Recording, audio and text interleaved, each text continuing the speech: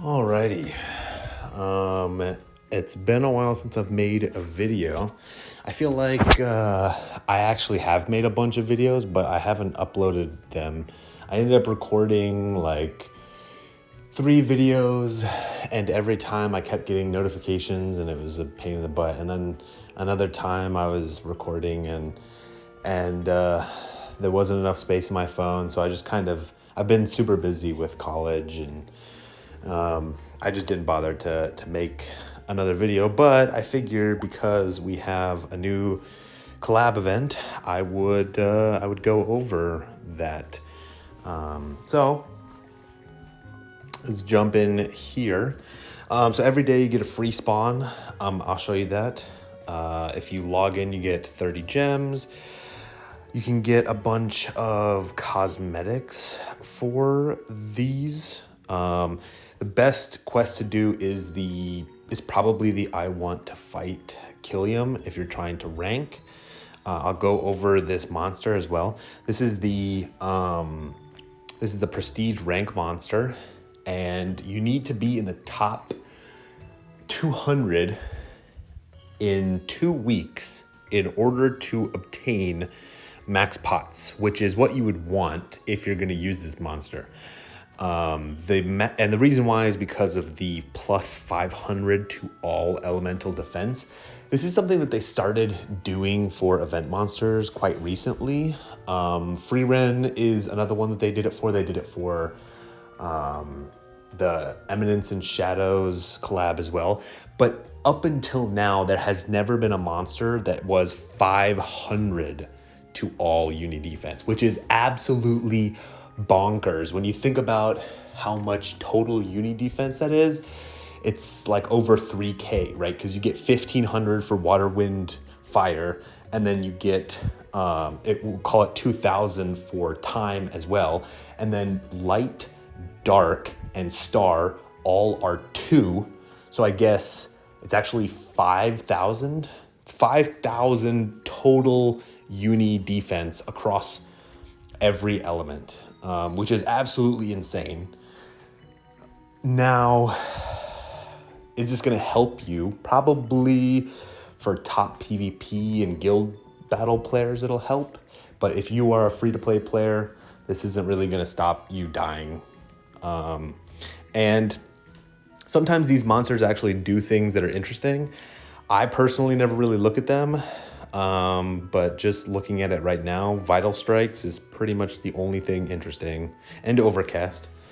So I guess 2 interesting things. Is it worth getting in top 200? That is a personal decision. Usually you're going to need to spend roughly 1,000 plus gems just on spawning in order to get max prestige, which is usually 7 times. It's usually like 700% prestige. And then you will usually spend another 100 plus gems in order to constantly be running the event in order to rank that high. So just be aware, it'll probably be about 1,300 to 1,500 gems in order to rank top 200. It is absolutely possible though. So best of luck to those who go for it. I think I'll pass because I am way too busy. Statue does blind resistance. I'm not a big fan of. Plus, it's only 1. And stats, just a couple K here and there is not a big thing. You get a monster. This one's actually pretty good. Usually these monsters are absolutely shit, but this one's a 44 cost, and it's a 2 plus on time element, which actually is good. More cosmetics, you can check this if you want. More cosmetic stuff. This is something that I've seen, but I don't actually know that much about. Apparently there's some stuff with guild members.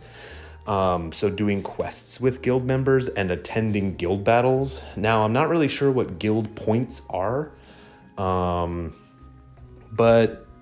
from what I can tell that you can exchange them for, it's not that great. Yeah, I apologize. That is something that they usually do not do. And I don't really care about it because the rewards are shit. So I'm just moving on. Let's start with the free one. So this is something that you can do free every single day. You can get the new stuff, obviously. So that's nice. This one is not great. I would not recommend doing the 70 gem spawns because you're basically just going to get weapons or armors. I have done this many, many times. I've never gotten a monster. Same thing here. You can do it 3 times only for 50. This is a huge YOLO. I personally am not a big fan of YOLOs. For those of you who are gambling addicts, this is the perfect spawn for you. Now, moving on to the good stuff. This is the spawn, basically. I won't even really say that the others are worth your time, but this is the spawn, right? And so this total, I believe, is 225 gems. And I did some rough math. Generally speaking, you will get about 1,000 gems per time that you do it. And in order to actually get one of the scrolls, in order to guarantee a monster on stat that you want, you're gonna have to do it 4 times. So we're looking at 900 gems if you're lucky. If you're unlucky, it can go probably up to 1,000 gems, because if you roll low on some of these, like 50 to 200. Okay, well, I took 75, but you could roll 50. And if you roll 50 4 times in a row, you could be stuck in the gutter and have to spend some more gems just to reach the 4,000. Just be aware, probably closer to 1,000 gems than 900, but 900 would give you 4 spawns. Now, is it worth it? Generally speaking, these collabs, I'll go over the weapons first, but generally in the past, these collabs have been split into 2 spawns. So for Free Ren and for Eminence and Shadow, there were 2 monsters, and then there were 2 separate step-up spawns. And when you were rolling for the monster that you wanted, you would have a 50% chance. In this, you have a 25% chance.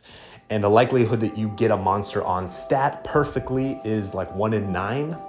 So you're basically guaranteed monsters, which is good, but the likelihood of you getting the monster you want and then getting that monster on stat without spending 900 plus gems is basically 0. Now we'll go over the weapons first because those are the worst. Axe Virtuoso. I think I have some of these. Virtuoso, they are not great. They're decent. They scaled 3.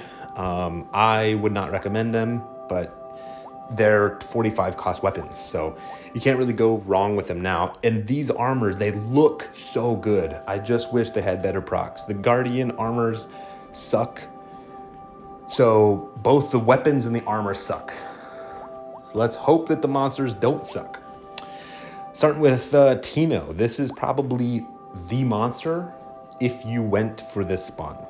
You got 180 buff, you got Absolute, which gives you triple procs on attacks, and you get Crest. That's really gnarly. And checking the pots, you get Insanity Resistance, super popular in things like Coliseum, and even potentially sometimes in Frontline Guild Battle, which is really important. And then 702 elements. Oh, love to see it. Love to see it. Unfortunately, this monster does give a crest, and I've been debating about this all day, but it gives the worst crest. So there are 2 other crests that I can think of, and both of those give 100% to the teammates. This one only gives 50% to allies, and then it gives 50% to you. So you get 100%, but your allies do not. And I've been thinking about this because I remember when fields first came out in Unison League, really, really long time ago. They were elemental fields, and they were super niche. Hardly anyone used them. Only a few monsters had them. They were pretty bad. But the thing was that even if they were bad, if you had them on the field, they were better than nothing. And the more I think about it, there are hardly any monsters that have good good crests. Now in stuff like Guild Battle, if you're throwing, like Time, Light, Dark, Star, you can throw in a monster like... If it'll load, that would be fantastic. You can throw a monster like her in, and she gives Emerald Crest. So you can get it, but in general, there's not a lot of good crest monsters, and she's definitely the best water monster. So on a PvE scale, if you're just PvE heavy, she's a 10 out of 10. If you're PvP, she right now is a 10 out of 10, but in the future, there's a possibility, and they constantly update fields, and monsters that throw bad fields are no longer good. I think she may fall into that in maybe 6 months to a year, where she gets completely outscaled. New fields, new crests come out, and those will replace old crests, and this will be a horrible crest, and it'll be replacing a good field. It'll be like replacing a good field with a really horrible field, an old one. And you'll feel it in the damage. So right now, she's the 10 out of 10. As far as long-term investment, I would say she is potentially a 7 out of 10 or worse, depending on the new crests that come out. But I really, really like her. She basically does everything you'd want to do. The only thing that I'm kind of disappointed that she doesn't do is elevation, because Valkyrie gives elevation. So just to compare, Valkyrie gives elevation as well as triple proc. And because she gives you elevation, you're 50%, you're 70% guaranteed to proc your main slot, because usually main slot is roughly a 15% bonus. So usually it's around 25, maybe a little bit higher percentage. And then plus the 50%, you're almost guaranteed to proc at least once. And so the triple proc is almost guaranteed. It's not guaranteed, but you triple proc a lot. And if you throw monsters that do not have this, for example, I have Fern, who does not have this. She does not have triple proc, but she does have triple proc, but she doesn't have elevation, and she has 180 buff. You can feel it. I mean, you do not proc as much. So even though I love this monster, just be aware she's not a Valk. She's a little bit different. No two monsters are ever the same, but I really, really like her. Really, really, really, really, really like her. For water especially, holy smokes, there are basically 0 good water monsters. And if you're gonna throw a monster, you can basically never go wrong with this monster. People aren't gonna be mad in Mobius or Guild Battle even. You can throw this monster, and most guilds that have a field will be able to one-shot the crystal.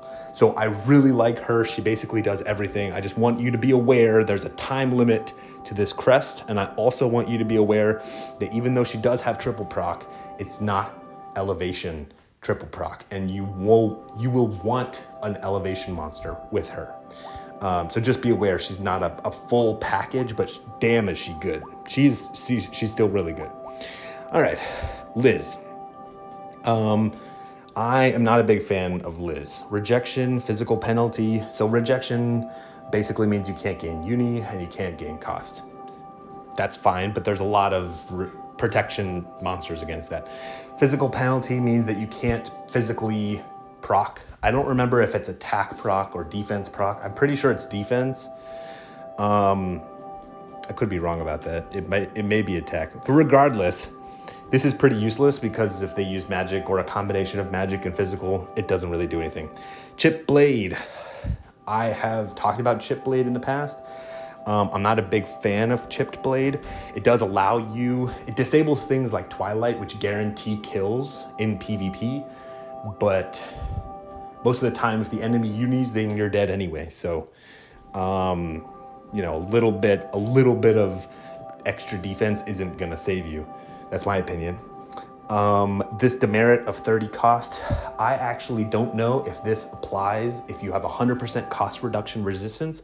I don't know if this still applies. I think it does, so just be aware that it could be a good thing, but also be aware that I have not tested it, and that's just my speculation. Rage, pretty garbage. Much rather see Dawn. Skirmish, also pretty garbage. Much rather see Barracks as a bubble, and she does give Wicked Field, which I really like. There are a couple of good enemy fields. There's not a lot of good monsters that you can throw. Overall, though, it's quite disappointing to see. You know, when you look at the pots too, you're only looking at 1,000 star defense. You're only looking at beguilement resistance, which by the way hasn't been used as a guild battle strat in forever. It's a strat where if you hit somebody with beguilement, there's a treasure hunter move. I think it's called Devil's Kiss. It's like a bunch of hearts. You can apply beguilement to and I apologize if I'm mispronouncing that, to an enemy, and then any uni that they gain from being attacked, you will also gain. So the idea was to hit them with status debuffs and then beguilement them and then kill them. And when you kill them, whoever beguiled them will get 100% uni. So it was like pop an enemy and get uni at the same time. It used to be an old strat. It hasn't been used in a really long time, and basically nobody uses it nowadays. I haven't seen it. But it's just old and garbage. Like, I don't know. This monster to me screams, I want to be PvP, but doesn't meet any of the criteria. No lockdown, no, I would love to see Insanity. I'd like to see Dawn, Twilight, like enemy field lock, something that is better, or uni down, or I just disappointed overall. This monster's a 2 out of 10 for me. It's just sad. It kind of reminds me of this monster, but just worse. Let's see. I forget his name. He was part of this guy. But this guy, see, he applies slumber. He applies insanity. He applies support penalty, which denies them from healing and gaining buffs. He applies constriction, so that the enemies can't attack your entire team. Even if they have AoE moves, they can only attack one. He applies barracks. When I compare him, and he's got frozen resistance, but I don't use this monster, and this monster is way, way better. I just don't see it. Liz sucks the huge one. I'm going to have to say she's a 1 out of 10. I would not pot her. I would not be happy if I got her. If you like her as a character, that's basically why you'd own her. All right, into Citri or Citri. Abstract, pretty good. Abstract is the one that disables enemy passives, which is great because it disables things like Xenos armor, which means that people can die to unis really, really easily. Insanity, love to see it. Magic penalty, again, why these are single element, or not element, but you either hit physical, magical, or both, and it's just so niche. I hate it. It's basically nothing. Dawn, that's what I want to see. That's good. Increase uni gain, can't go wrong. Armament, it's kind of meh, but it is a bubble, and especially if you're like a ninja or an archer, it can be really good. And then Resolute Field, I love that field. It is so good. And then all enemies, status ailment resistance, also fantastic, especially for guild battle throws on the second round, when you're trying to kill them, or potentially even if you're trying to hit them with a bunch of debuffs before they go into the crystal. This monster is good. She gives you rejection resistance. She gives you light and time. Why did the other monster not give half of this stuff? I just do not understand it. The other monster was a 1 out of 10. She, especially for PvP, she's a solid 7 out of 10. She's not a 10 out of 10. There are things that I would like to see. Abstract resistance is fantastic. Ailment reduction resistance is fantastic. Insanity is fantastic. Giving yourself Dawn, a bubble, and a field, all fantastic. So overall, she's really good, right? But like, why does she have magic penalty? It's just disappointing. She's also time, which means that you're basically never going to kill with this monster. I also don't like that she has rejection resistance on her thing. Even though rejection resistance is good, I have personally like more than 10 monsters with rejection resistance. Personally, that's why I'm lowering this. I find things like insanity resistance to be way rarer and way more valuable. So that's, there's just a few things, and the amount of hits that she does is just weak. So she's basically never gonna kill, but she's supposed to be a PvP monster, and so she's basically just gated to guild battles in a lot of situations. Now, does that mean that she's bad for Coliseum? Absolutely not. I think overall, she's a 7 out of 10. I think for a guild battle, she's probably closer to an 8 or a 9 out of 10. For Coliseum, she's close to an 8 or 9 out of 10. And then for PvE, she's like a 3 out of 10. You're getting a field and a bubble. That's it. So, yeah. That's why I'm ranking her about a 7 out of 10. You could convince me to give her an 8 out of 10. I would be convinced, especially if you're a PvP player. Just be aware. But I really like her. And then the last monster, Cray. Increased priority. Removing 70 cost. It's really interesting. It is possible now to obtain 100% uni reduction resistance, and 100% cost reduction resistance. So with that said, this will only affect people who are not whales or people in top guilds. So I'm disappointed that it's not some kind of healing or, something else, but it's not bad. For a lot of noobs, and sometimes even the people who should have these monsters, like 100% cost reduction monsters, they don't have them. So there are instances where this is really good, but just be aware you could throw this monster and this does nothing.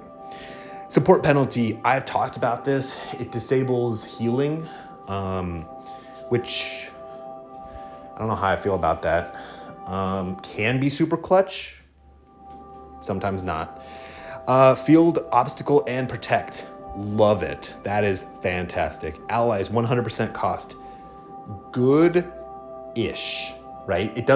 This monster doesn't cleanse things like rejection. So if they throw a monster and they're rejecting you, then you get no cost. So good, but conditional as well, because you're not always going to be fully available. Grace, I love Grace personally, but it is a much older thing. And then Phalanx, again, I would have liked a better bubble. Again, kind of disappointing. We're just looking at dark defense. Slumber resistance is fantastic. That's what I want to see. Something really crippling, especially for guild battles and stuff like that. Slumber resistance is also more rare than things like frozen and rejection resistance. Now, whether or not that's biased towards me or whether or not that's the game is yet to be seen, but I personally do not see a lot of slumber or insanity resistances, especially abstraction resistance. Those are like the top 3 that you would want. So I do like it. Now, is this monster worth it? I don't understand why you would be throwing this in a guild battle. Usually in a guild battle, when you're throwing a monster like this, you want to give your team uni, but there is no team uni, and you can't get uni with this monster. So is it supposed to be a PvE monster? But why do you need to field protect? And then you're basically just giving yourself cost in a bubble. Is it supposed to be a colo monster? In Colosseum, usually if you uni, you just instantly kill the enemy team. So I don't understand where this monster is supposed to fit. Even if you clash with this monster, like why do you need cost if you're clashing? That's what I'm thinking, right? So like you come out of Crystal and now you're throwing this monster, but it's gonna take 20 seconds between when you throw your monsters and when you start getting monster effects, right? And so in that 20 seconds, you're gaining cost, okay? So you basically have an additional, what, like 30, 40, 50 cost at that point? Why do you need 100? It's disappointing. I love the idea of this monster, but the uni, like it just doesn't come together in a coherent sum. And so overall, I would say 3 out of 10 monster. I just don't understand where you're putting it. That's my problem. Like my idea is it's just a backline. It's monster you'd never throw. It's just a backline monster. You have the slumber resistance, and I hate to see just a single unit damage down, but it is what it is, so it's fine. It's like, dark, it covers 2 things, so you can count that it's 2,000, covers light and time. So you can argue, okay, it's a little bit good, right? This is just a backline monster. As far as a backline monster goes, though, I'd still want, I like the slumber resistance personally. So you could convince me. I'd say maybe 7 out of 10 for a backline monster. Like in the back 5. But you would never throw this. It's just a terrible monster. I just don't understand what you would gain from throwing that monster. Let's go over the prestige and what you can get. So like I was saying earlier, if you want to get that top, if you want to get 6 scrolls in order to get, because you need 1 monster and then you need 5 pots. That's a total of 6. If you want that 500 to all uni defense, you're going to need to be in the top 200. As soon as you hit top 500 or above top 200, 200 to 500, you're no longer in the cool kids club. And so just be aware of that. So let's see, is it worth running any of the prestige ladders? Really? You're gonna force me to sell some garbage. Thank you very much. Prestige ladder. I already got some things, but let's take a look at it. So you get quite a few gems, a sticker.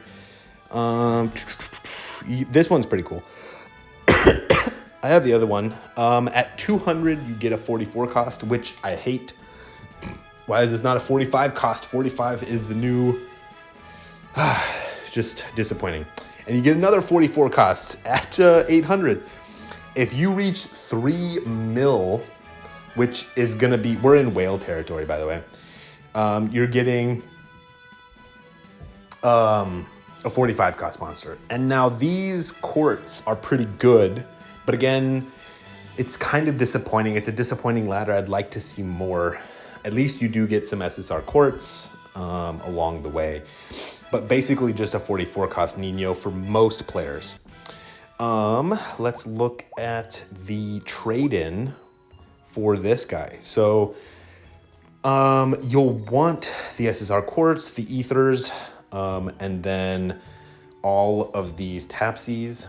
And then you'll want Killium if you are a PvE player because of the bonus to time.